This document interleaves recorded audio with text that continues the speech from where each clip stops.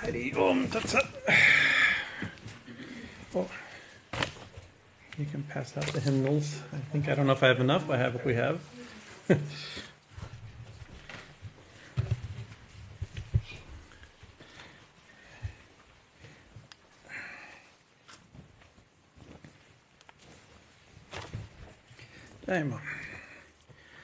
Alrighty then.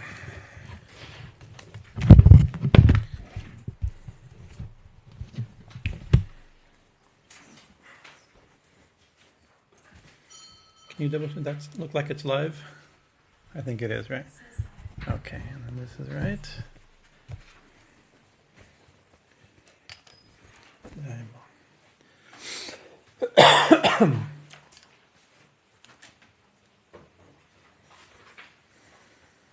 A few more copies? How many?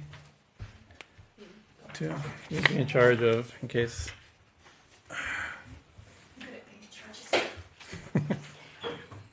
Your teacher's aid today. Yeah. Not teacher's pet, teacher's aid. That's why I was like. Om Mangalam Gurudevaya Devyam Atriksha Mangalam Mangalam Bhakta Brindebhyo Sarva Lokaya Mangalam Om Stapakaya Chadarmasya Sarva Dharma Sarūpiṇī Avatara Varishta Ramakrishna Yate Namaha Om Jananim Sharadam Devim Ramakrishnam Jagatgurum Parapadme Tayostritva Pranamami Muhur Muhur Om Sarashiva Samarambam Shankaracharya Madhyamam Ashmarachara Prayantam Vande Gurum Paramparam Om Guru Brahma Guru Vishnu Guru Devo Maheshwara Guru Revo Param Brahman Tasmai Shri Gurave Namaha Om Bhadrakalye Namo Nityam Saraswati Namo Namaha Vera Viranga Veranta Vijastana Evacha Sri Ganesha Sharada Guru Bhyo Namaha Hari Om. You can leave in the back for now.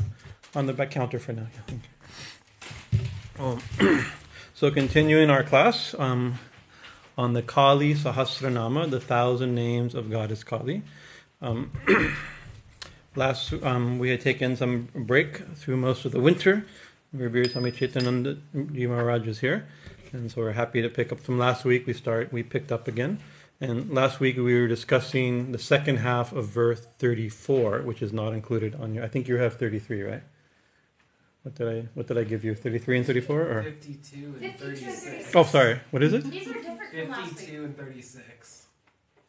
Yes. Let me see real quick. Make sure I give you the right one. The bottom half is the right one, but the top half is. Maybe the number's wrong. I think I just that number is wrong. This is okay. So I gave you 30, 35 and 36, and okay, yeah, okay. So what I'll do, I'll recite to cover what we did last week, which is not on your sheet. I think I only gave you we starting the section from the verse from for today, and then most likely we won't get to the second verse, but so you have it, and I don't have to recopy and reprint. Padma Padmalaya Padma Mukhi Padma Vibhushana Dakini Shakini Kshanta Rakini Rudhya Priya. So these were all names concerning, the first half were names about using the word Padma, the importance of lotus and lotus, decorated with lotus, dwelling in the lotus. We talked a lot about that. And then last week we dealt with the second half, Dakini, Shakini, Kshanta, Rakini, Rudhya Priya. And this picks up from a few previous verses before. We talked many months ago about these are auxiliary deities. These are deities like Dakini. You've heard of Dakinis, right? These are attendant deities of the goddess, and they exist within our chakras and in different chakras, conceptualized like that. So they moved a little bit away from that original. A lot of these were dealing with the deities in the different chakras, and that's what we talked about last week. So from today, I think we're in verse 35. I don't know how it's listed there, but 35. Let me make sure here. Let me catch it here.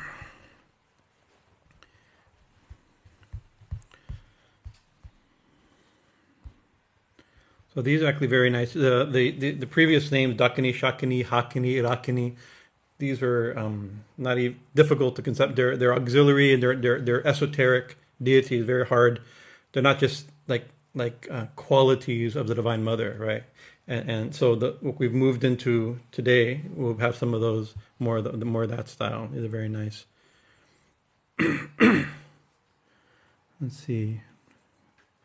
bhrāntir-bhavānī rudrāṇī mṛḍānī śatru-mardinī upendrāṇī mahendrāṇī jyotsnā candra-svarūpiṇī. What I'll do, I'll chant just for the sake of learning the sound of it. Once again, I haven't practiced, so if I make some mistake, we ask Maul to forgive.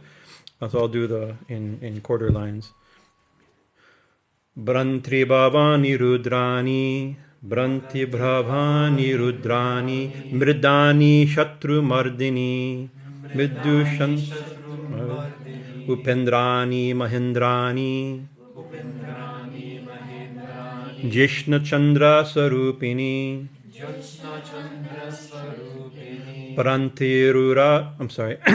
bhrāntir-bhavānī rudrāṇī mṛḍānī śatru-mardinī upendrāṇī mahendrāṇī jyotsnā candra-svarūpiṇī bhrāntir-bhavānī rudrāṇī mṛḍānī śatru-mardinī upendrāṇī mahendrāṇī jyotsnā candra-svarūpiṇī. So the first, it starts big. First one is branti.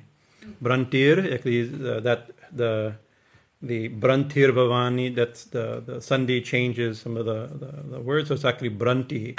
So maybe you've heard this term branti, ya devi sarvabhuteshu bhranti-rūpena samsthita. We mentioned these verses, we quoted a few of these verses last week.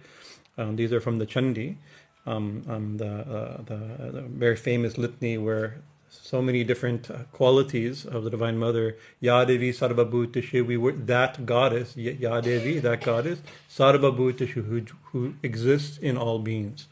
And then it says, it's one of the women, branti-rūpena samsthita, shakti-rūpena samsthita, kshanti-rūpena samsthita, laja-rūpena samsthita, like that. So in the form of, and these different qualities of consciousness primarily. The one that's the most, in a certain sense, disturbing or shocking is Branti, the goddess who exists in all beings in the form of confusion.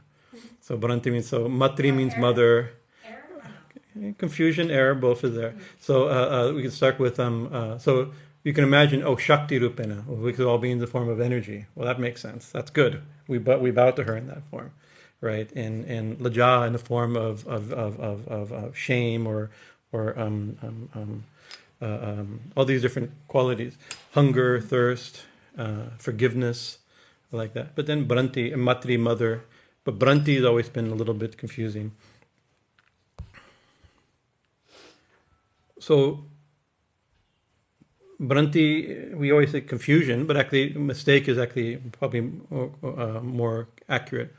Branti is mistake. It means, or an error, or illusion, delusion, like this, and confusion, right? Taking one thing to be something other, something seeing one, like the classic example. One example is to see, like out of Vedanta, we can imagine the rope as a snake, right? You see it as one. It's one thing, but you see it as something different. So it's a mistake. You're seeing it wrong, right? So bhrāntir-bhavānī samsthita, right?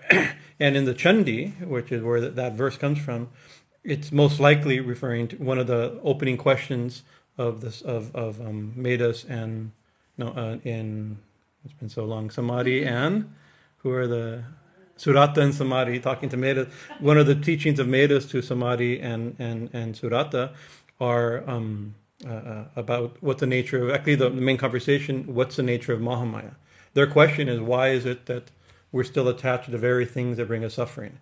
Right, that's a good question for all of us. The very things we see bring us suffering, those are the very things we're still attached to. What causes that? Right, Omedas, divine, subtle intelligence, his name represents subtle intelligence. Right, and he says, actually it's Mahamaya. Mahamaya, tell me more about her. What are her qualities? What are her incarnations? What are her stories? What is Mahamaya? Is ultimately the question, I think, of the Chandi, right? And then he starts, this is exactly that it's the Mahamaya is a power, is the Divine Mother herself, right? That throws all into illusion, right? All into confusion and illusion, right? He says not just all living beings like us. He says even animals, even plants, even birds are an illusion. Even he throws even the minds of disciplined sages into illusion. So that's actually something. So even the highest sages we think are, I mean, the type of people, we have pictures of them on our walls. Probably you do too, right? Even they get thrown into illusion. If they get thrown into illusion, it's by the power of Mahamaya. And then he says actually there's two powers of this Maya. That one power of this Mahamaya of the goddess throws into illusion, and another power of the same Divine Mother frees us from delusion. So if we look at Sri Ramakrishna's teachings, he calls it Vijamaya and Avidyamaya, right? He says Vijamaya Shakti and Avidyamaya Shakti. And so he says actually the Divine Mother, Mahamaya, you think like Maya, whatever Maya is, of course Maya has about 20 different definitions, right? Most of them unpleasant from our perspective, right? Right. Whatever Mahamaya, whatever Maya is, right? That is her, right? And so Sri Ramakrishna says you can't actually fight her, right? We're all trying to fight Maya or trying to wake up, like it's actually not possible. So Sri Ramakrishna says Mahamaya must be perpetuated, must be worshipped, right? And so in the Chandi, Meda says those who please her, right, who worship, then she liberates them from this delusion, right? She liberates them. Right, so that same Maya is the one that covers, and the same Maya is the one that frees, binds and frees. So most likely this Yadavi Sarvabhuti bhrāntir-bhavānī samsita is referring to this theme of the Chandi, of her quality, that goddess that exists in all beings in the form of confusion or mistaken awareness, right? So that's the condition we find ourselves in. What is the mistake? Right, so another term in Tantra, we use the term avarana. Avarana means to cover. And so this is one way that Tantra understands, or Shaktism understands this Maya quality, is that the Divine Mother steps herself down, right, in the world of seeming duality, in the seeming of variegatedness, right, so that distinctions are seen. When there's only one being, distinctions are seen. Right. So that's a question. That's a big statement. There's only one being, right? So that's not every religion believes there's only one being, and not every school of Hinduism believes in not every one being. Not even every school of Shaktism or Vedanta or Tantra believes there's only one being, right? So but if there's only one being, right, we see a world of variety, right? It's called Jagat, right? And we see ourselves as individuals looking at other seemingly individuals. That's called Jiva, Jiv Jagat, the world of individuals and the world of multiplicity.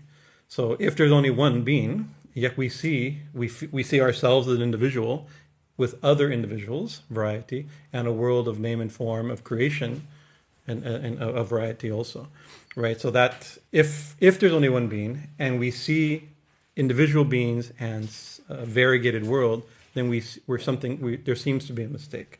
Some mistake has been done.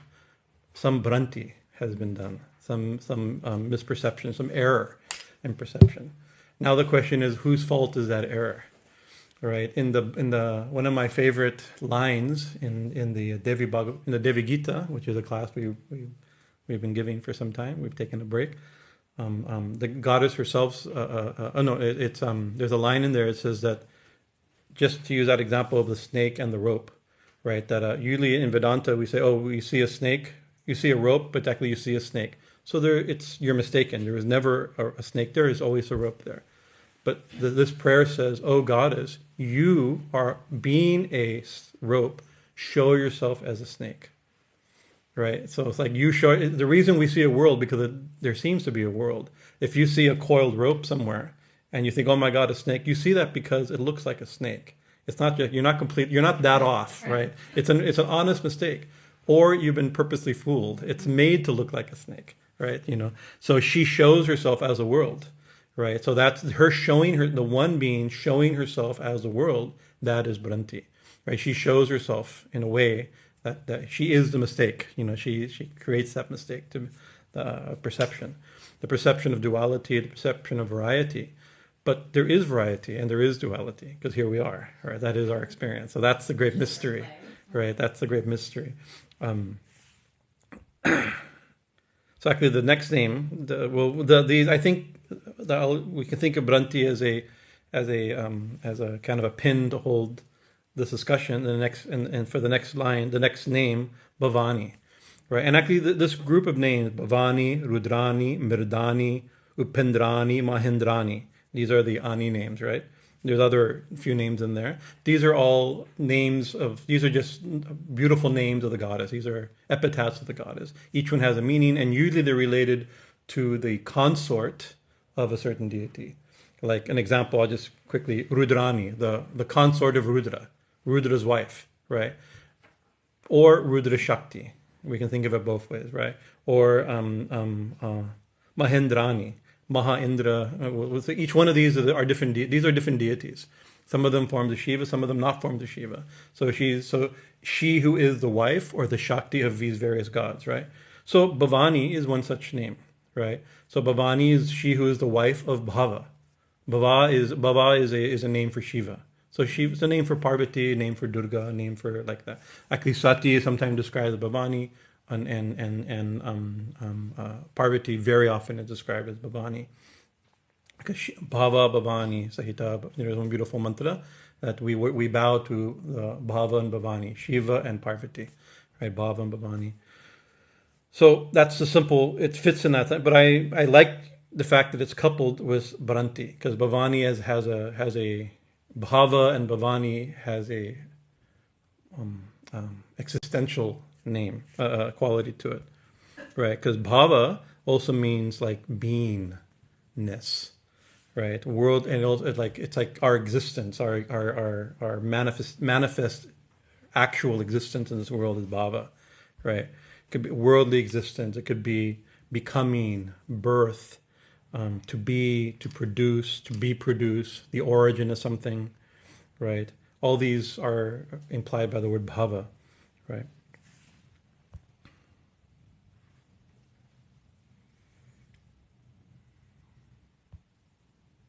So Bhava, as a name for Shiva, is the one who is existence or who gives existence, right? So he's the reality. It's like dependent existence, and there's in Western theological language there's ways of understanding these things, but there's the foundation of if anything exists, it exists because of Bhava, right? If we exist in any way, either as actual distinct beings or as some conception like that, we exist only because he exists. Right, if there's no water, there's no waves.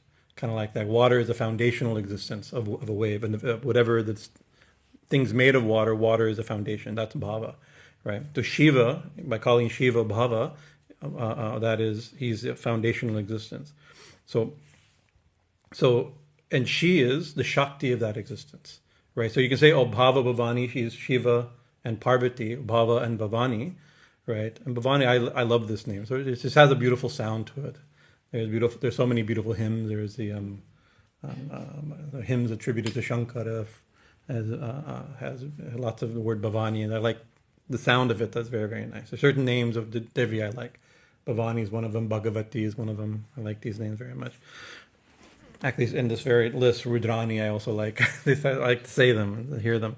Bhavani, but Bhava is the foundation of existence, so he's the wife. Bhavani is a wife of Shiva, so in the Chandi, we've talked about this in our classes on the Chandi. The Shakti of Shiva in popular Hinduism, we think, oh, there's Shiva and his Shakti, his wife, right? And then you have the idea of Shakti and Shaktiman.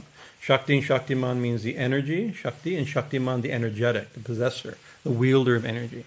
And usually Shaktiman is seen as masculine in the gendered conception, right? So Shakti is feminine, linguistically also by language, and Shaktiman is a controller, is masculine. So you can see that plays out as you have the woman and the controller of the woman, right? The husband, the patni, the master, and like that. So that's one way to think of it, and in popular devotional Hinduism is very much like this. We think of Shiva and his Shakti, whatever she is we think that she's his manifestation or some energy of his like this, right? He's a possessor, the controller, the master, right? But this text is coming from the Shakta tradition, and the Shakta tradition uses that language and all those stories, but interprets them differently. That the Shakti and the Shaktiman are the same being, right? Parvati is not the energy of Shiva. She is energy, and it's her energy, right? So Shiva actually is her manifestation, right?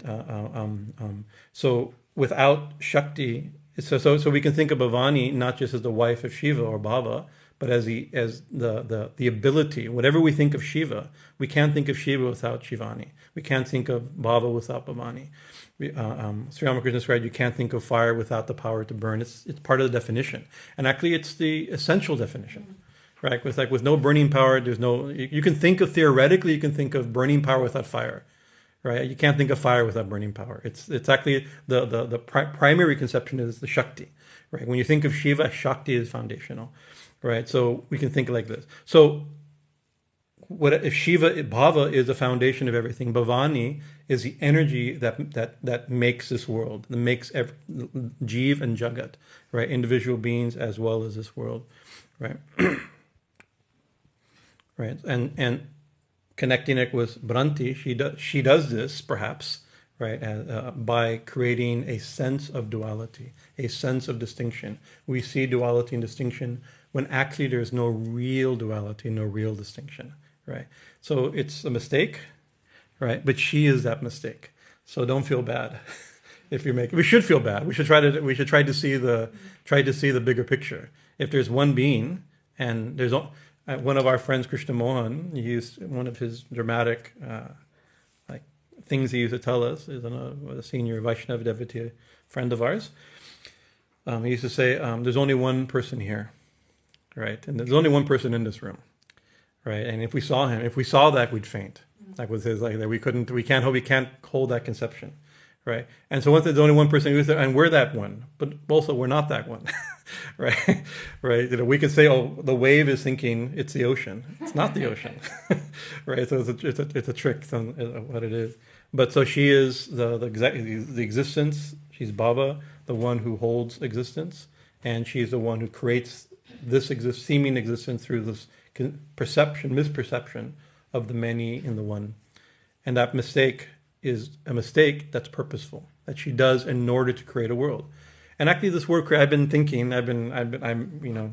We are what we call a theology nerd, right? So it's like when we're bored, and we're not bored often, but what keeps us up at night is the Arian heresy of the early church, right? Of whether the Son proceeds from the Father or from the Holy Spirit, and these are huge issues in the Council of Nicaea, like that. So I'm obsessed lately. My brain is conceptualizing it. And one of the problems, I'm not going to give you a class on Trinitarian theology of the earliest of the first council, but one of the distinctions is what does it mean to be created, right? And the difference between creation and generation.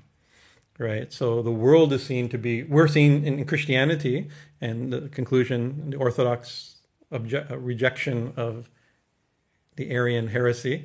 I'm a bit of an Arian, so I've been rejected by the Catholic Church as having the Arian heresy.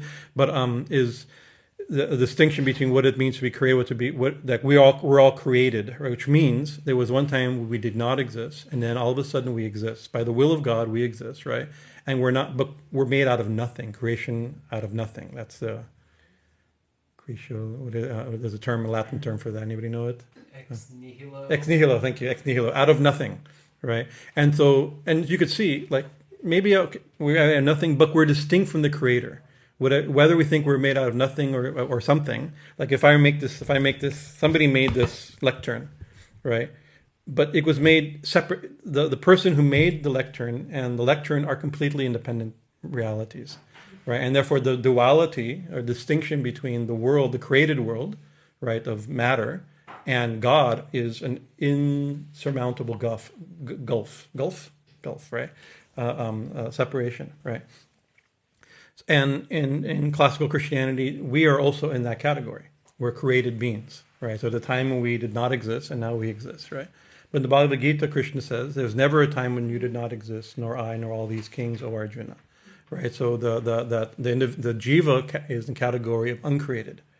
So that means, what does it mean? We feel, maybe it's a remnant of Christian tendencies, but we still feel we're not, what does it mean that what does it mean that God's our father or mother or a creator, right? But mother and father and creator are very different things, right? A mother generates us out of her own being, right? It's like not makes us out of something else or maybe out of nothing, right? It's something very distinct, right? So we're generated from the one, right? The Divine Mother. So otherwise, it has the term mother or the God as Father or we're children of God has no meaning unless we're made out of their being, not just made, not a pet project, right? A hobby, we make something, right? But we generated, we come from, and from that sense, right? We're uncreated, right? And never there was a time we died. We always existed, right? We're always existed within the one, right? Yet here we are as individuals. Did we always exist as individuals? That we can never. I think the scripture is also saying. My Guru just says that can't really be known, right? Because it's before. The part cannot fully comprehend the whole. Only the whole can understand the part. So that's only God. It says the scripture says only God knows. And then there's a great line in the scriptures, maybe God doesn't know also, right? Something great, how this all works is a great mystery. It's something very mysterious. But there's only one. Well, here in this text and in this temple, we describe that one as mother, right? The source that generated everything. Yet there's distinction, right? So this Bhava and Bhavani. I think Bhava, Bhavani, and branti, I think, are related. Conception like that. So Bhava and Bhavani is the Shakti of Bhava, right? Bhava also, as I said, means the material world, right? That's one of the meanings of the material world. And so we have a name for the Divine Mother Kali called Bhavatāriṇī, right? So, and in the Finnish, actually, picture above, this is Ma Bhavatāriṇī, right? The Kali at Dakshineshwar. Actually, when she was installed, that's not her name. She was given the name Jagadishwari Thakurani, right? The Thakurani, the Queen Mother, Jagadishwari, the goddess of, the controller of the world, Jagat Ishwari, right? But I'm not sure how she became known, when she was, how her name has, now even Sri Ramakrishna described her as, did you do pranams to Ma Bhavatāriṇī? The deity, even during Thakur's time, she was known as Bhavatāriṇī. Right? Bhavatāriṇī means the one who liberates us, frees us. From what? Bhava. Right? From bhava of the material world, samsara, we could say, right? The world of duality, a world of multiplicity. Right? She liberates from that. So bhava. So she's Bhavani, the Shakti that creates this world of multiplicity. Right? The foundation of the world and the cause as bhrāntir-bhavānī samsita that causes us to see a world, right? And she liberates us from that.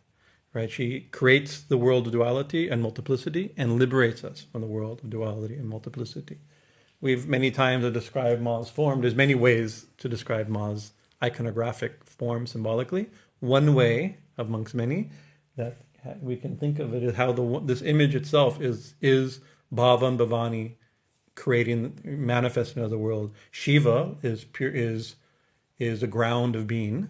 Right, and thinking of it this way, this is not the only way that these images have been interpreted and presented, but as a ground of being, and that ground of being also manifests Bhava and Bhavani. Bhava as a ground of being, Bhavani as the Shakti. That manifests. She manifests with 1 foot forward. That means she's walking. She's not standing on Shiva. She's expressing Shiva. She's stepping out. The one manifesting as the many, and that happens through you see her through the sound Om, the first vibration in consciousness. It's differentiated into the letters of the Sanskrit alphabet, interpreted as her Mundamala. We're on name 267, so these names have been covered in previous classes. How the one sound becomes all sounds, one vibration becomes every vibration, central triangle becomes unlimited triangles of the Sri Chakra, one seemingly become manifested as many. And as that happens, she manifests as the world of duality. And here duality does not mean the insurmountable gulf between creator and creation, something like that, or that's one type of ontological duality, or the duality between a good God and a bad double. That's another type of theological duality, right? This duality, I mean just the world of extremes, right? When we think of this world, we have hot and cold, good and bad, light and dark, like that, right? Success and failure, sickness and health, birth and death, right? But as we always mention, whenever we mention this type of duality, it's actually not dual. That's a shorthand for saying multiplicity. Between good and bad, there's an infinite variety. Between night and day, there's 24 hours and 60 minutes and 60 seconds and all, there's unlimited moments of time between night and day. Between success and failure, how many micro changes there are of states like that. But she shows in this particular snapshot of creation, she shows two extremes. We see a severed head, and the sword could represent the negative extreme of death and like this, right? And on the other hand, we see Abhaya and Varada giving fearlessness and boon giving, right? How the one becomes the whole spectrum. And that's very bold. I remember many years ago, Usha, he says that Kali devotees, this is a very bold view of reality, right? Because in other forms of duality, we have, we have an all-loving God, an all-good God, and we have things not everything goes well. There's death, there's failure, there's war, there's sickness. That's caused by the enemy, right? By Satan, right? So you have that type of thing. But that's a very natural way to think of it. That which is good, that comes from God and a good God, and that which is negative and bad and painful, right? That is from something else. But this view, how the one becomes everything, is to see the divine mother, the mother of everything, right? Everything is actually divine.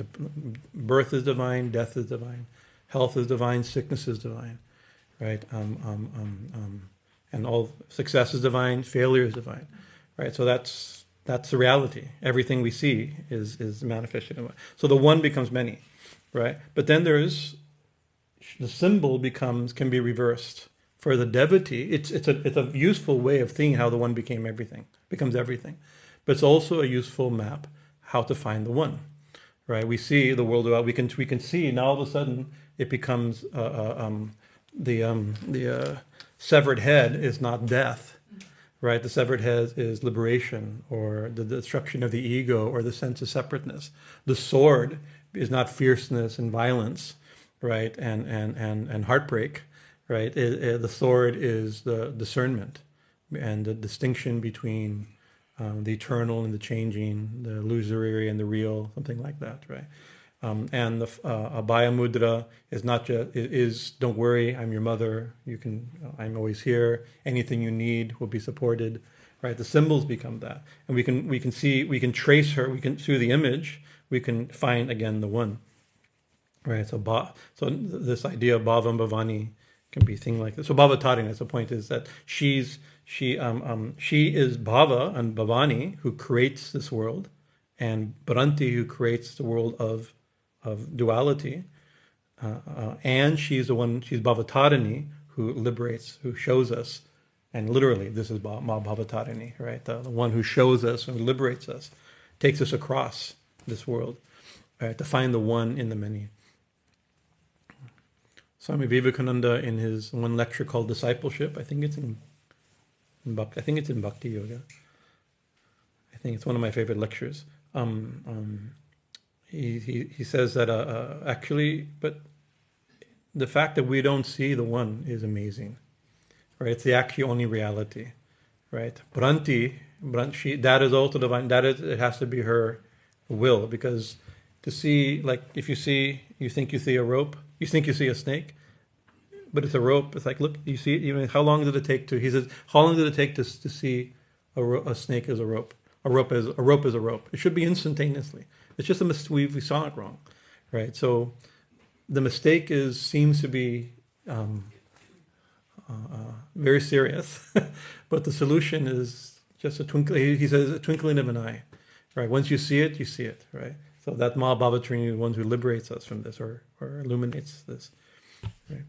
In this name Bhavani, I always try to mention for the sake of study that a lot of these, not all these names, some of these names are shared in Lalita Sahasranama. So in the Lalita Sahasranama, this name is also there. I believe it's name 112. Lalita Sahasranama. You can, if you have any commentaries on it, you can look. In one commentary I was reading last night, just trying to think what I'm going to speak today. It was quoting a verse, a very beautiful verse, which I do remember, from the Saundarya Lahari, which is a beautiful text on Lalita Tripura Sundari, attributed to Shankaracharya. Right, and it says, when a devotee says, "O Bhavani," the name Bhavani is there, right? You must cast your compassionate glance on me. It's one of the often we say, "Oh Ma, oh Goddess, give me show mercy on me," right? Right. When a devotee says, Shankaracharya prays, when a devotee says, "O Bhavani, you must cast your compassionate glance on me." "O Bhavani, you must cast your compassionate glance upon me," right? You instantly bless him with your own supreme state, which Brahma, Vishnu, and Indra worship, performing arati with their crowns. So that's a beautiful. The arati of Brahma, Vishnu, and Indra are by the light shining on their crown. Very beautiful. That term is nirajana. Nirajana is this shining crowns, right? So it's very poetic. But actually, there's a play. It says, when you say, "O Bhavani, you must cast your compassionate." Bhavani, tvam, you. Right, so then Shankaracharya plays with this term, Bhavani Tvam, right?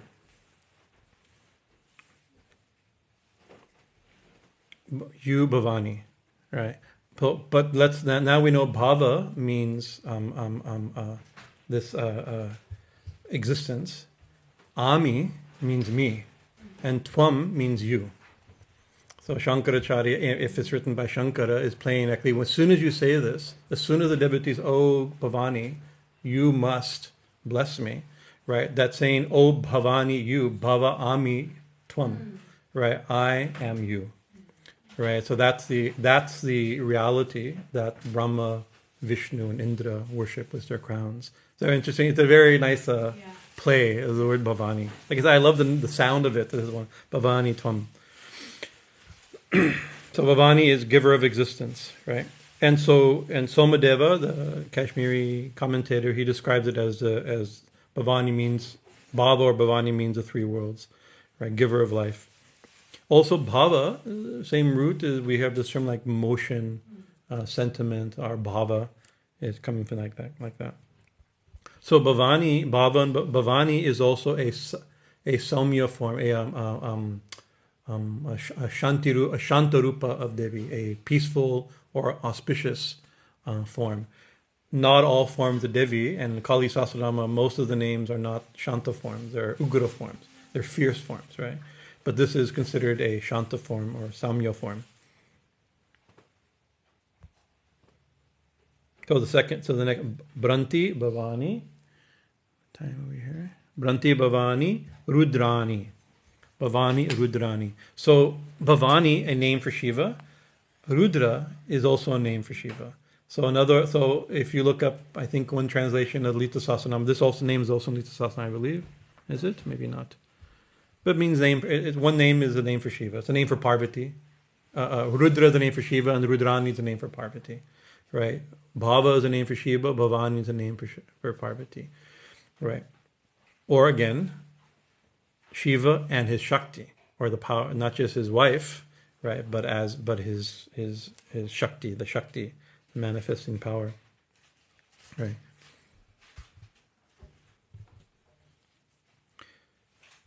So Bhava is foundational reality, right? And Rudra, what does Rudra mean? Anybody know what Rudra means before I jump in?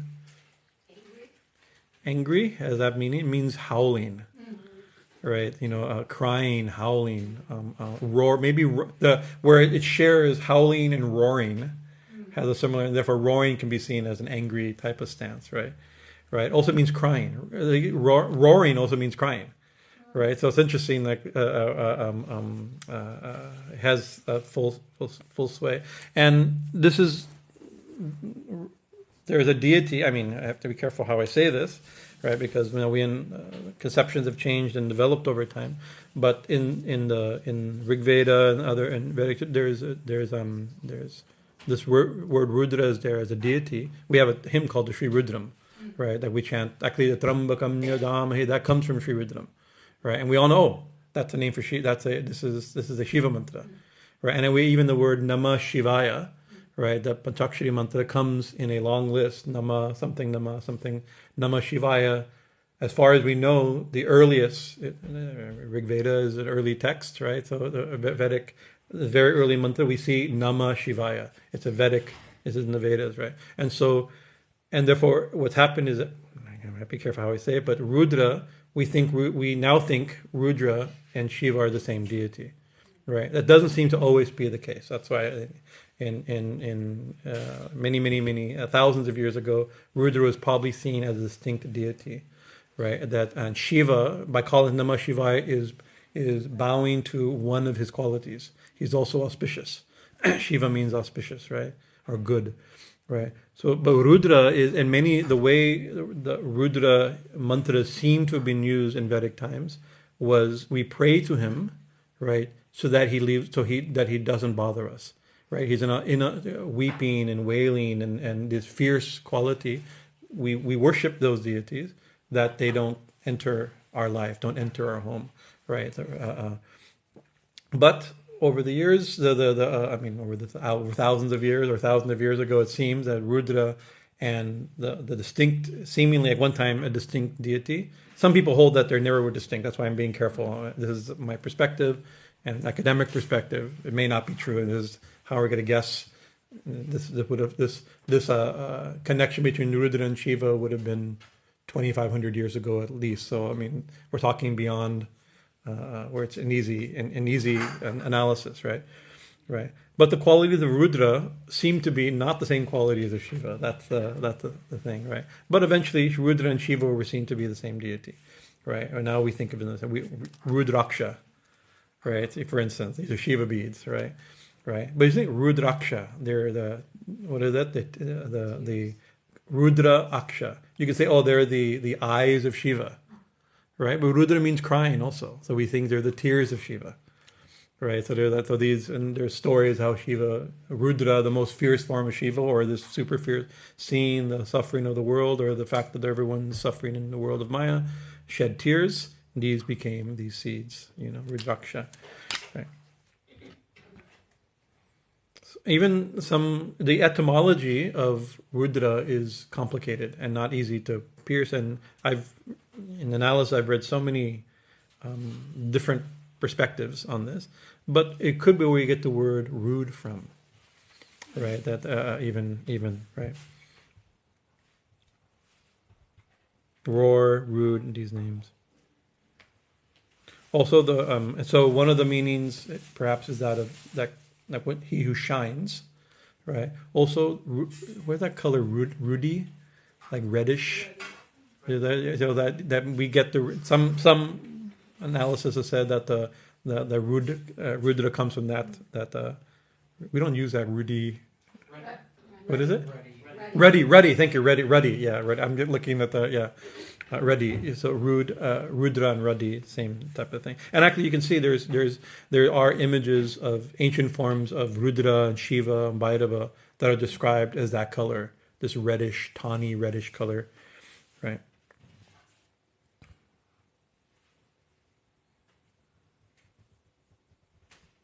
So one definition of wild or fierce, a wild or fierce god.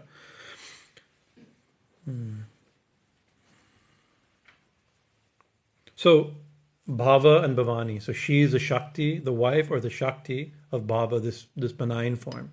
And she's the Shakti or wife of this fierce form. Right? So now a lot of these names are going to be, she's the Shakti or wife of various deities. Rudra, Bhava, which is Shiva, Rudra, which is either another deity or Shiva himself, however you want to think. So branti-bhavānī, rudrāṇī, And then mṛḍānī, mṛdānī. Mṛdānī is a very nice name. So a simple definition, Mṛḍā is also a name for Shiva. So all these names, you can say, oh, these are just the wife, these are names of Parvati or Durga as a wife of Shiva. That's easy, right? Mṛḍā means happiness. So you can see, couple that with Rudra. Rudra means wailing, right? And here Mṛḍā means happiness, right? So she's the mother of duality. She's the mother of the full spectrum. She's the source, the foundation, creator, and liberator and liberator from the full spectrum. So Mṛḍā means delighted, right? It seems to be, there's also a word for mud, Mṛḍā. There may be some connection to that also, but so she Mṛḍā, Shiva as happiness, and she is that energy that brings that happiness or creates that. She is that energy, right? The creator of that, or creator is not the right word. I think very generator of that comes out of her. She is. The thing is that this is one of the things. My way of interpreting these names is that even though like some of these names are describing her rupas, her different names of different goddesses, sometimes they're describing her gunas or qualities, like she's smiling, or she's happy, or she's angry, or she's loving, or she's fierce, right? So that these are qualities, right? But there's only one being, right? So she's fierceness, she's love, she's beauty, she's anger, she's ugliness, she is the very thing, right? So she's delighted, Mṛḍā, right? She's delightful, right? She's Mṛḍā, she's the quality, she's delighted, she's we can experience her as delight, therefore she's delightful, right? But she is delight. That's the thing. She's the thing itself, right? Compassion, mercy, graciousness, these are all connected. So again, a name, mṛḍānī is a name for Devi, Mṛḍā, and Mṛḍā name for Shiva. It's also one of the names of Agni, right? So wife of Shiva, again, or the Shakti of Shiva. So Bhavani, rudrāṇī, mṛḍānī. And there's a few more in that list, but there's one that's inserted here. śatru-mardinī. All right, this is interesting. śatru-mardinī. Shatru means enemy. Mṛḍānī means killer. The one who kills enemies. Enemy killer. So what does that mean? Right. Right. This one, we think this all. We have so many mantras like that. She who kills demons, she who kills the enemy, protect us from our enemies. Like we say these things, right? Without really, I mean, I say these things and think these things without really thinking about them, right? One meaning it could be just, I want to tell you to do this and look this up on Google. Maybe you shouldn't look it up on Google, but if you were to look up on Google or on YouTube, right? Kali, killer of enemies, right? And you'll be like, oh, powerful mantras to destroy, most powerful Kali mantra to destroy your enemies, right? There's a bunch of things like that. Like, great. Ma, please kill Ted. You know, like, really great. You know, like, so that there's that, right? And that is a realm within tantric practice and things like that, kind of magical realm where we pray. There's a category of mantras, the mṛḍānī or mṛḍāna mantras that are marana mantras. And if you go, and we're walking I'm making a myself, we go to the Kumbh Mela in Allahabad, and as we're walking down the tents and area, there'll be bookstalls. And so some really good books, like Gita Press has bookstalls and really nice of Gita and Upanishads and like that. And then you have other with just like piles and piles of books right now. And you look, and every time we're always looking for what's in, I can only read in English, I'm looking for things in English, or looking at some rare translations of tantras for the temple. And then there's a bunch of books with like black covers and skulls on them. Like, what is that? And you look at it, you're like, oh, these are full of mantras to kill your enemies. So maybe it's that. Remember that one book, the disclaimer, the infamous. Yeah, there's a company called Satguru Publishing, right? And it publishes lots of these mantras, right? And then we have some, and they have like the publishers, owner, and the owners of the public do not take any responsibility if these mantras are used to kill anybody. You can't sue the company for giving him the weapons. It's like so maybe it means that Kali is a killer. I don't think who knows? This is a list of names. What the intention of giving these names, we can only imagine, right? But I don't think we should dwell too much on the fact that how to please kill Ted. Ma, please kill Ted. Kali, the killer of Ted. Sorry, Ted, whoever you are. I don't have any enemies or even any friends right now that I can think of named Ted, so it's no problem. I think we're okay. That if Ma's like, who do you want killed? Right? I am śatru-mardinī, right? Śatru-mardinī, right? So let's take that, not necessarily at that level of the one who kills, that we invoke to kill enemies, right? Because that form, this we usually count as like black magic, right? That category of tantra would be, it's not even tantra, it's black magic, and there is that in all traditional cultures, right? There's belief like that, spells and things like that you do against enemies, right? Or against perceived enemies. Of course, if you do that, then you're also become a great enemy, right? So it's and I think it's the most, I've always thought, those who worship God in that way, for that purpose, this is extremely dangerous, I think. What could be more ugly than this, right? But her name throughout the scriptures, throughout the Chandi, she's this name, śatru-mardinī, or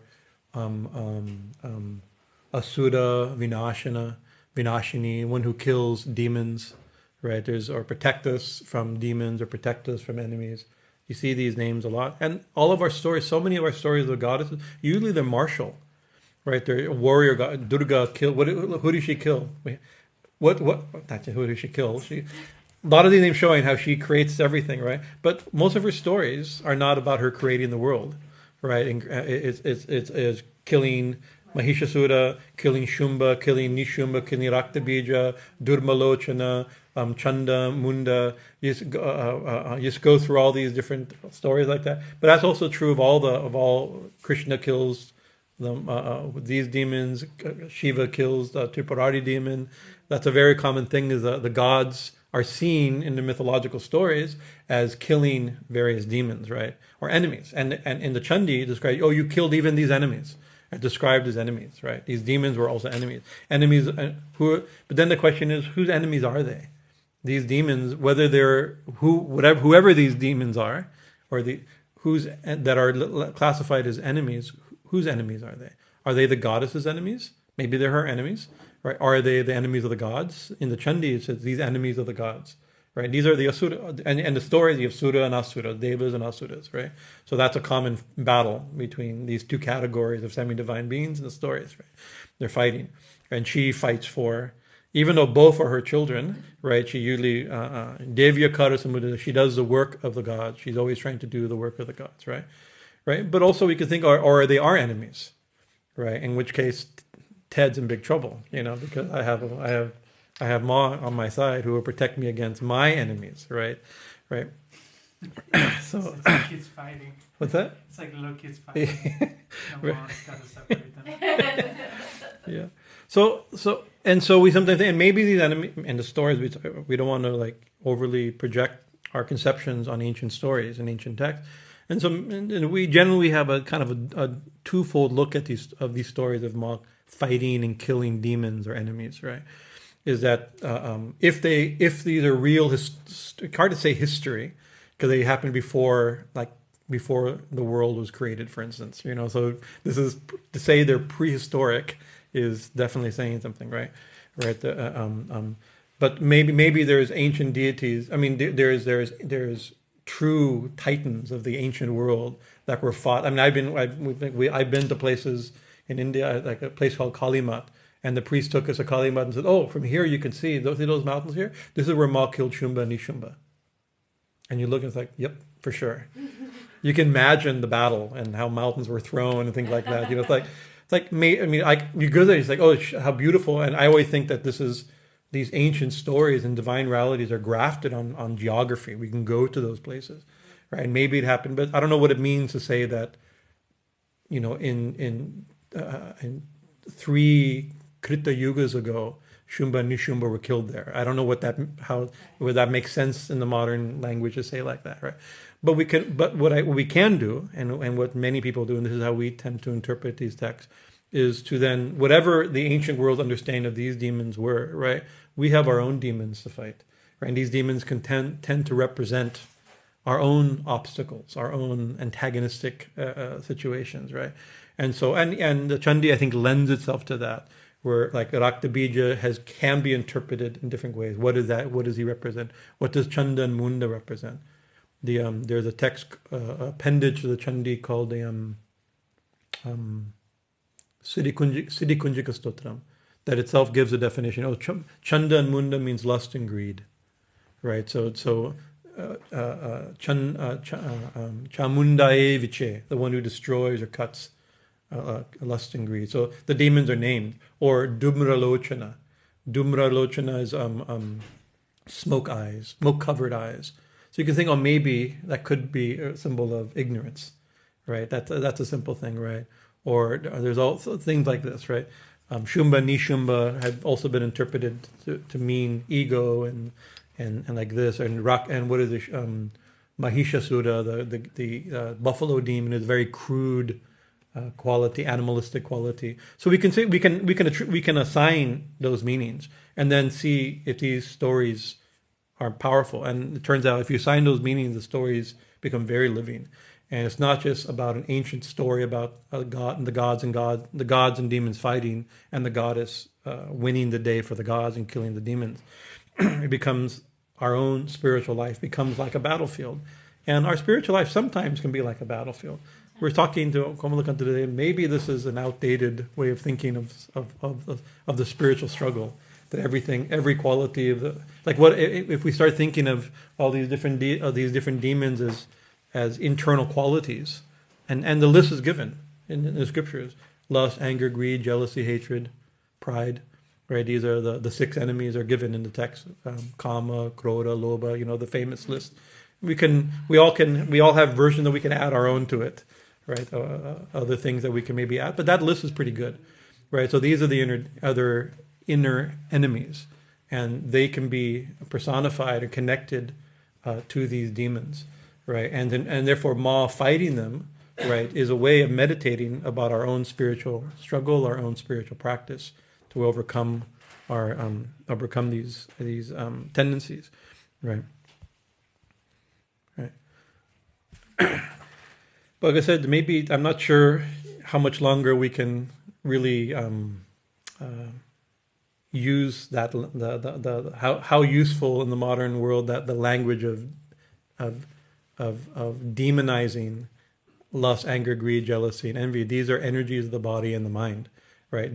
But they're problematic, right? So whether or not a battle is the best thing, for modern mental health, or maybe it is. Maybe our problem. we're kind of over tea. We're kind of joking. First, I was thinking, maybe that's our problem. Maybe we don't think of these things as real enemies anymore, right? We become very comfortable. Maybe that's the result, and therefore we don't see our world of duality and the world of multiplicity. The world of samsara is no longer a problem. Yoga is designed to liberate one from samsara. What if you don't mind samsara? Right. What if you think samsara is divine? It is.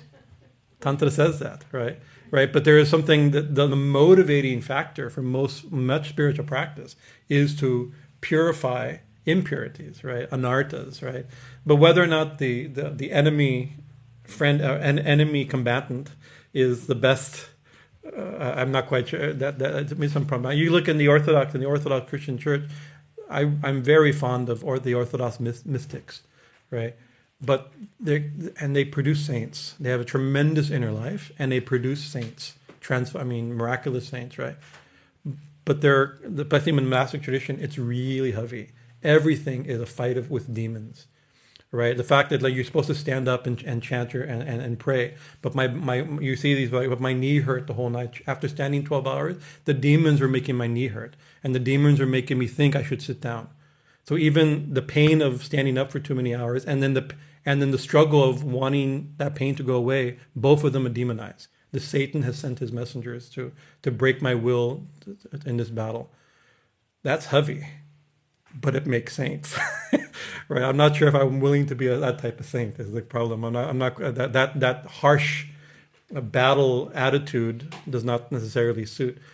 Many, many years ago, we had a friend speaking on the Chandi here, and he made a point.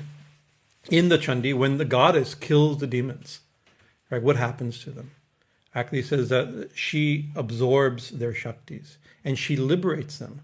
It says one prayer in the Shakrari Stuti, the gods, Indra and the gods pray to, "Oh goddess, you could have just by looking at them killed them. By the fearful glance of your eye, they should have died immediately. Why didn't they? Oh, you're so compassionate that you thought, no, let them be purified by being killed by the weapons touched by my hands." And these weapons are seen as sadhanas and things like this, right? Let them be purified by the goddess, right?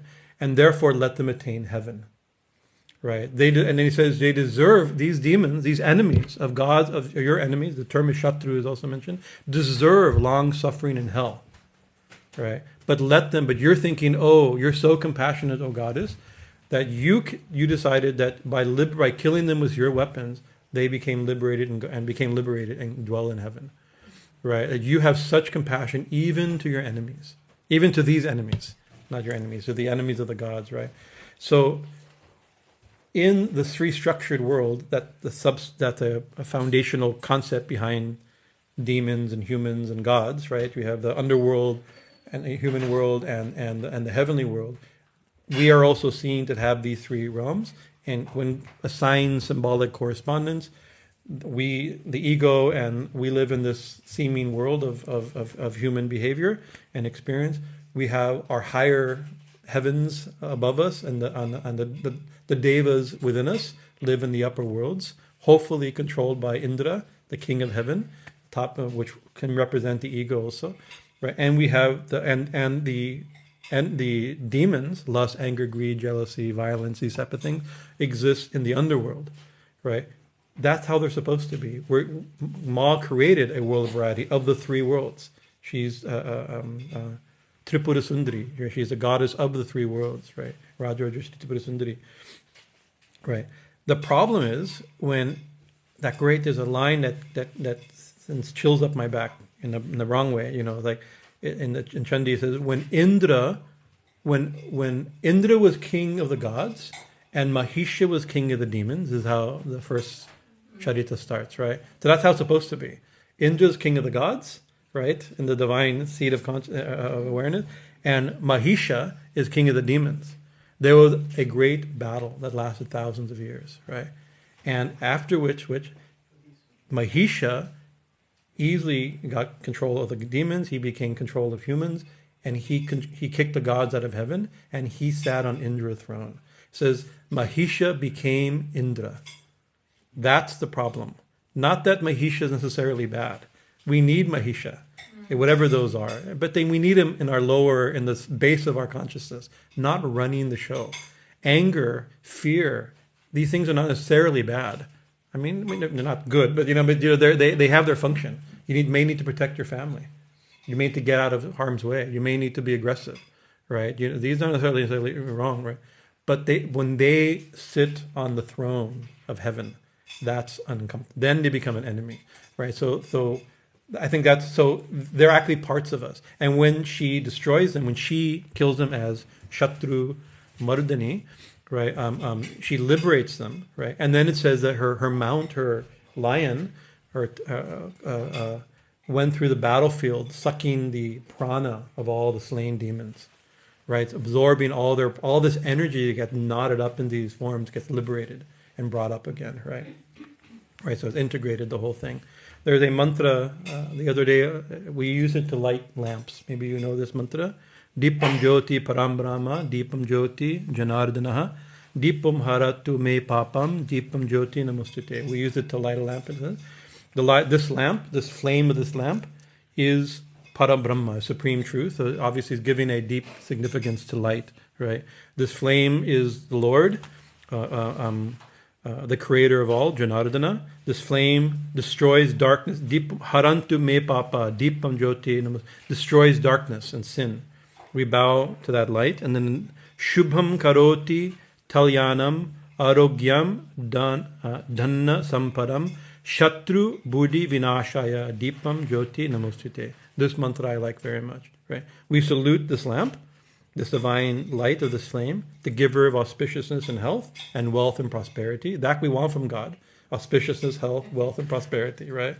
And then it says, Shatru means enemy. Buddhi means intellect or thought, right? Vinashaya. He destroys the thought of Shatru. Could be the enemy of our mind, but that's also it's bad enough to make an enemy of lust, anger, greed. The internal, yes. So, but also some commentators have mentioned the very thought of enemy is the thing that has to be destroyed, right? And there's a verse, I'm beyond my time now, but there's a verse in the Narasingha Lila in the Bhagavatam where Bhakta Prahlad is preaching to his father Hiranyakashipu, right, and making his father very angry by this preaching. That starts the whole drama. Right? And he says, the problem, dear father, right, is that and Hiranyakashipu, not just him, every political leader does this, and maybe all of us do it, maybe we even have to do it in order to get on in this world, right? Your problem is you see the difference between other people and your people as different, right? And the term he uses it's an interesting word. It's not obvious what word he uses, para. Para means, what does para mean? Paramananda, Paramadesha, Parameshwari, we use that term. Supreme, right? Para means other. It means supreme, but it also means other, right? So Paramananda, you could say is supreme bliss, because out of all, para means not regular bliss, another type of bliss. We know what bliss is. I wish all of you know what bliss is. That's not Paramananda. Paramana is a different type of bliss. And then it's taken the term as the supreme, within those different types, it's the highest type, the highest of all of them. But sometimes it simply means enemy. Para also means enemy, other, right? We have the enemy is the other, right? And you start thinking, my family's needs, or my country's needs, or my needs are different than other people's needs, and therefore other people become my enemy, right? I'm fighting them. So that there's that. And so the light of this prayer to destroy the very thought of enmity, right? So it's interesting. Maybe this is her destruction. She destroys our enemy, but maybe she can also destroy the very thought of enmity. Philosopher David Hume, one of his final words, he was on his deathbed and a priest came to give him last night. He was kind of a bit of an atheist. And he said, "Do you reject Satan, the great enemy?" And his reply was like, "Sir, this is not the time to be making enemies." He doesn't know where not the very funny line. Right. But one thing we can think is she who destroys or destroys enemies, destroys demons, or protects us from our enemies. Right? Of course, we should live in such a way we don't have enemies. Right, but that's hard to do. There's a famous verse in the Kapila. There's 5 chapters taught by Kapila, by sage Kapila in the Bhagavatam. Kapila, we call it Kapila Gita, where there's a verse. What is it? I'm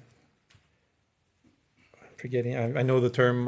I've written some commentary on it. I've already forgot the Tatishtika Karunika. It describes the quality of a sadhu. Right, but one of them says that who has no enemy, right? That everyone's a friend and he has no enemy. But that's very hard to do, because that means that nobody is causing any trouble for you.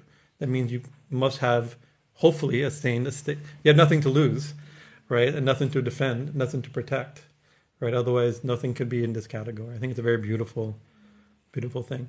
But also, if she's the destroyer of enemies, and we can pray to her to destroy, maybe not Ted, maybe lust, anger, greed, jealousy, hatred, pride of birth, and the classical list, right? We have to think, what is the very idea of an enemy is something that's antagonistic, something that's whatever the enemy is, our enemies are, that which is our obstacle. And all these demons, all these qualities, we can list them as enemies, or sometimes Thakur describes them as thieves, the 6 thieves that come in the night, right? And the light of, you bring light somewhere, no thieves fly away. So we light the lamp, the thieves, the enemies are also destroyed, they also go away. right? But whatever our obstacles are, right? If maybe like I said, maybe I'm not so comfortable with the demonizing and the militarizing my camp, right? The ideas of everything that we think are obstacles, but we have obstacles still. We should be able to recognize our obstacles. She can destroy or liberate us from, protect us from, help us over. Maybe a better language is overcome or integrate our obstacles. Maybe that's what language, perhaps like this, right? And also we think somebody's not always an obstacle, right? Enemies become friends, right? Or sometimes we make truths and we learn to live with our obstacles, right? Or sometimes friends become enemies. Or things that we like, the things that were good for us are no longer good for us. And we have to overcome them or, there's so many ways we can interpret this. So anyways, we'll leave it there for tonight. Bhrāntir-bhavānī, rudrāṇī, mṛdānī, śatru-mardinī, upendrāṇī, mahendrāṇī, jyotsnā, candra-svarūpiṇī. Jai Thakur, Sri Guru Maharaj Ji ki jai, Mahamaya ki jai, Samaji Maharaj Ji ki jai. Are there any quick comments or questions? I went late, as I always do, but you'll have to deal with it. That's part of our Saturday program, is me going a little late. My enemy is my inability to limit what I say. Yeah. Yep. You were saying that Kali doesn't, she's not stepping on Shiva, she's stepping forth from him. Yes. Can you give the context again for that? Well, in this way of interpreting, right, is that she's the one ground of being, universal consciousness, or non-dual, perhaps you can say non-dual consciousness if we want to use that language, right? The ground of being, right, manifests as this world of duality, as the world. So she is this world of duality. She's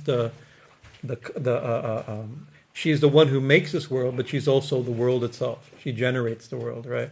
But out of what? Out of consciousness, right? So Shiva manifested as Shiva. If Shiva represents consciousness, this world is only that consciousness, right? The one appearing as name and form, time, space, causation, Jeev, Jagat, individuals, and the world. So that's a way of looking at it.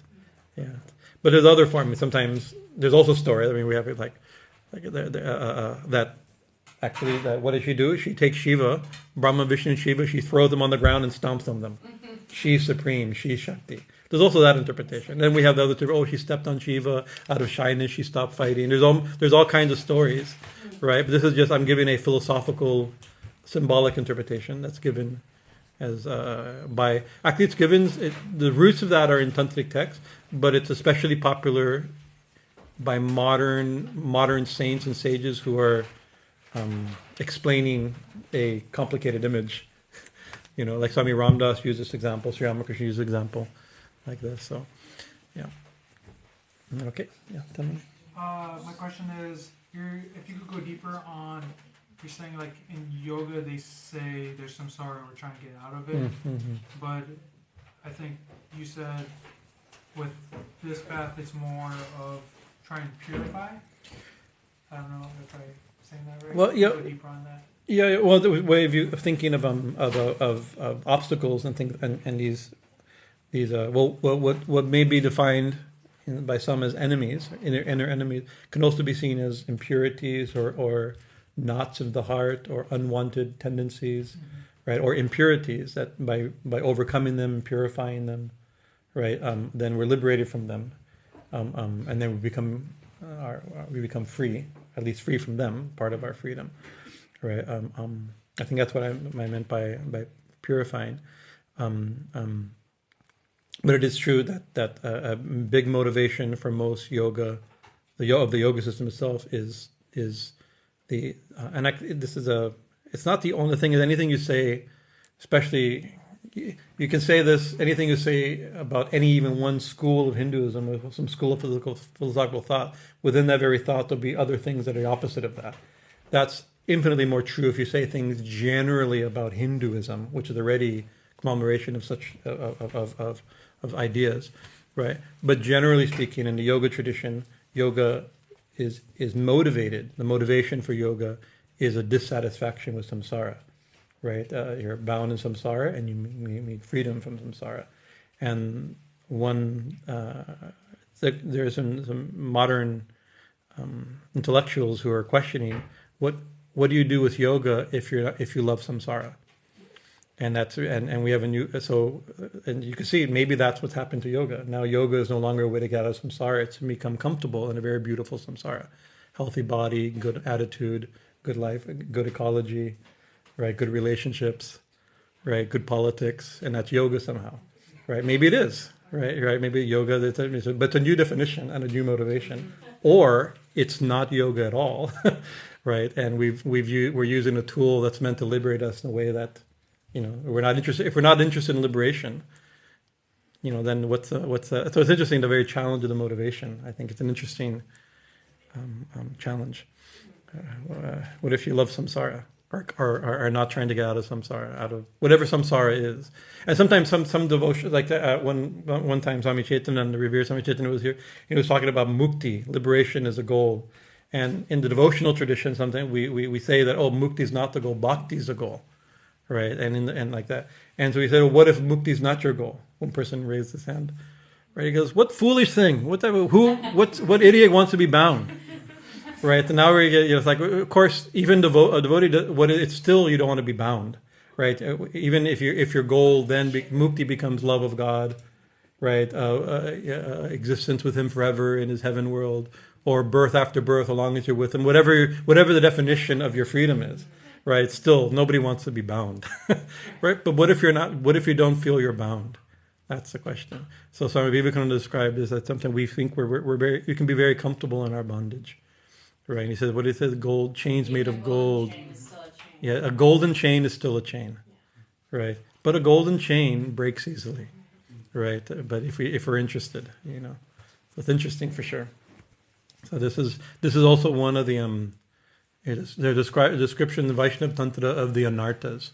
Anartas are unwanted things. Maybe these are subtle enemies. Right. And there's lust, anger, greed, jealousy. These are them, but some of there's mysterious anartas that are really unseen. One of the anartas is misunderstanding the goal of yoga. It's interesting. That's one of the anartas. And thinking, if you see, if I chant, let's say I chant God's name and offer my food to God and do yoga and have a spiritual house, everything becomes beautiful. Hopefully your house becomes peaceful. Right, your diet becomes clean. You become healthy, right? And you see people who are practicing spiritual life like that. They shine.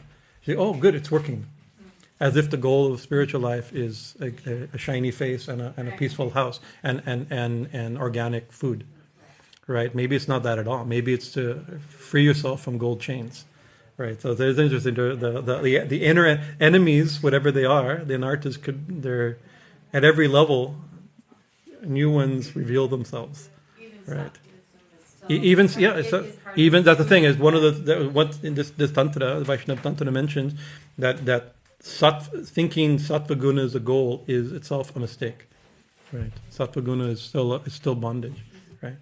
But it's easy to get free from sattva guna, but not so easy. But it's theoretically, if you're struggling, it's easy to get free from sattva guna, right? But sattva guna makes it that you don't feel that you're struggling. And you don't want to struggle. Everything is nice and peaceful and beautiful. We wish you all a life of happy, peaceful, healthy, sattvic qualities, right?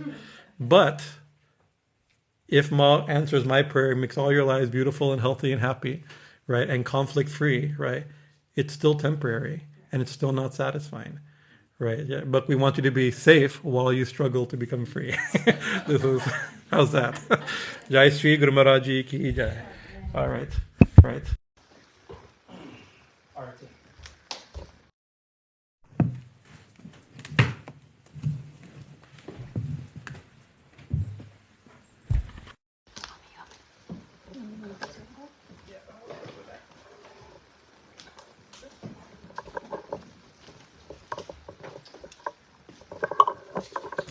I'm going to move this over here.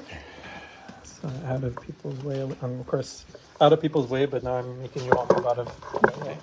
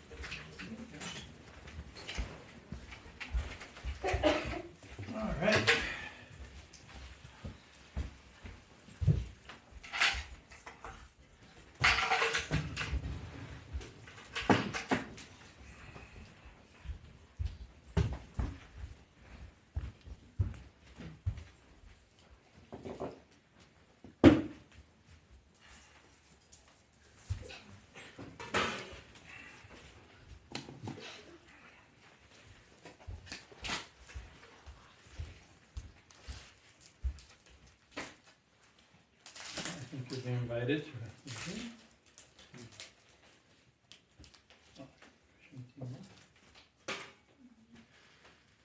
your presence has been requested. Kali. You don't have to stand way back. We took out our kitchen and now everybody moved away from the door. All scared.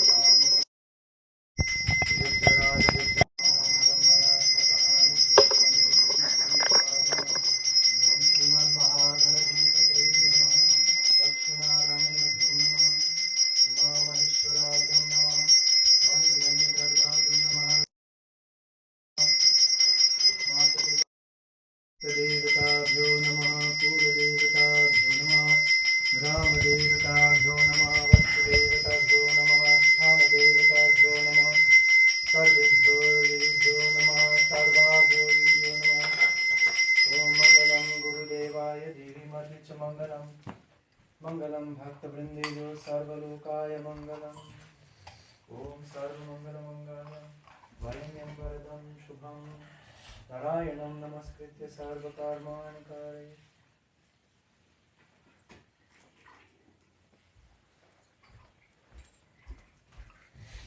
Jai Ma.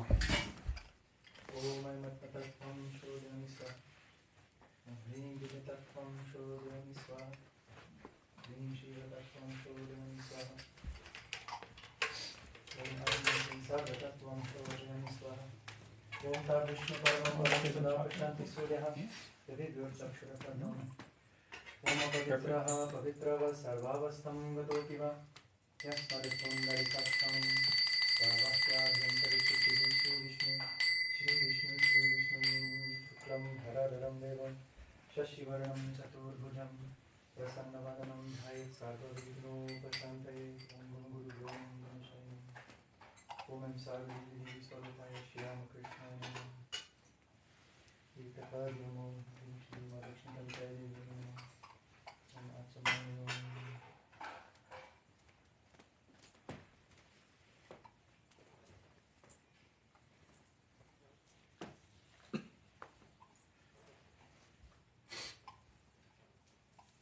Joy Joy Ramakrishna, Joy Joy Ramakrishna, Joy Joy Ramakrishna, Joy Joy Ma, Joy Joy Ramakrishna, Joy Joy Ramakrishna, Joy Joy Ramakrishna, Joy Joy Ma, Joy Joy Ramakrishna, Joy Joy Ramakrishna, Joy Joy Ramakrishna, Joy Joy Ma.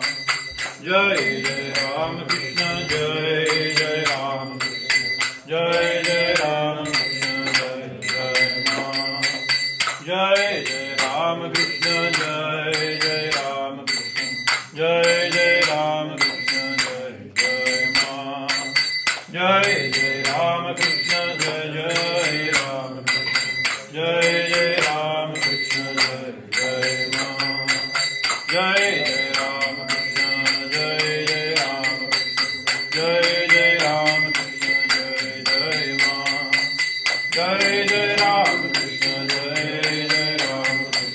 Jai Jai Ramakrishna, Jai Jai Ma. Jai Ma, Jai Ma, Jai Ma, Jai Ma, Jai Ma, Jai Ma. Jai Ma, Jai Ma. Jai Jai Ramakrishna, Jai Jai Ramakrishna, Jai Jai Ramakrishna, Jai Jai Ma. Jai Jai Ramakrishna, Jai Jai Ramakrishna, Jai Jai Ramakrishna, Jai Jai Ma. Jai Jai Ramakrishna, Jai Jai Ramakrishna, Jai Jai Ramakrishna, Jai Jai Ma. Jai Jai Ramakrishna, Jai Jai Ramakrishna, Jai Jai Ramakrishna, Jai Jai Ma. Jai Ma, Jai Ma, Jai Ma, Jai Ma, Jai Ma, Jai Ma, Jai Ma, Jai.